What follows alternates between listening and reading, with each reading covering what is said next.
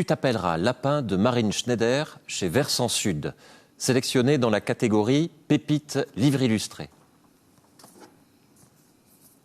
Tu t'appelleras Lapin.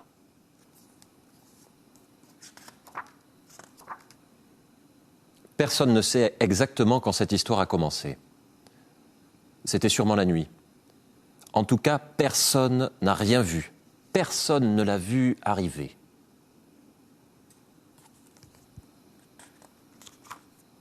Tous les jours, la petite sort ramasser du bois pour le feu, des champignons pour la soupe.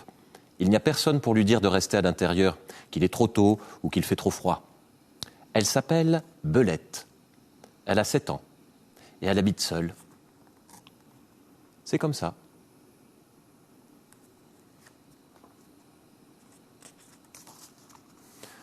Ce matin, Belette a enfilé ses bottes et claqué la porte, 3 pas à gauche, à pieds joints, dans la boue, saute-mouton au-dessus du mur en pierre, toboggan raccourci tout droit vers le village.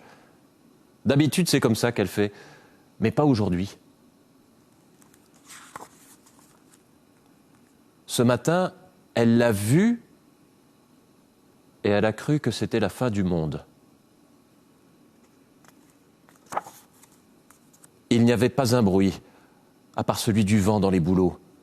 Belette dit toujours que quand on vit toute seule, on ne peut pas avoir peur. Alors, elle s'est approchée sur la pointe des pieds. Arrivée aux oreilles, elle s'est penchée et « Tu dors ?» a-t-elle murmuré. L'animal ne lui a pas répondu. « Il doit dormir profondément, se dit-elle. » Elle en a oublié le bois pour le feu, les champignons pour la soupe et a décidé d'aller réveiller les autres. C'est sûr, il fallait qu'ils voient ça. Évidemment, ils étaient tous ébahis, bouche bée. Aucun d'eux n'avait jamais rien vu d'aussi grand, d'aussi sauvage. « Mais qu'est-ce qu'il fait ici ?» murmura Joseph. « Qu'est-ce qu'il fait chez nous ?» renchérit Paula un peu plus fort. « Chut !» firent les autres. Au milieu du village, avant, il y avait le terrain de foot, la prairie du papa de Joseph et le champ de betteraves. Maintenant, plus de prairie, plus de champ et même plus de foot, mais un énorme, un gigantesque lapin.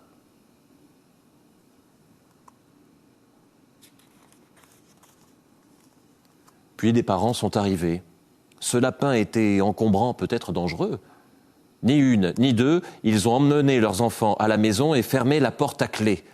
Le silence est tombé sur le village.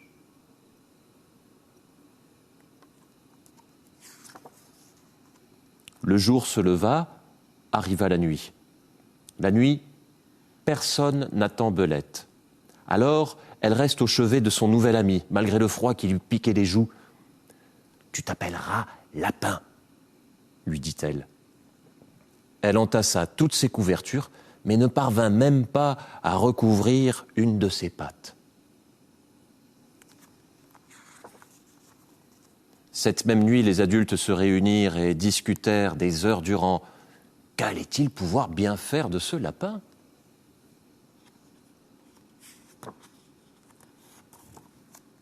Le matin suivant, comme des chasseurs, ils sortirent de leur tanière, féroces comme des loups, alertes comme des ours. Un périmètre de sécurité fut installé. Le lapin n'était pas le bienvenu au village. Sans plus attendre, tout fut mis en place pour le faire disparaître. Mais Lapin était trop grand pour être caché. Lapin était trop lourd pour être déplacé.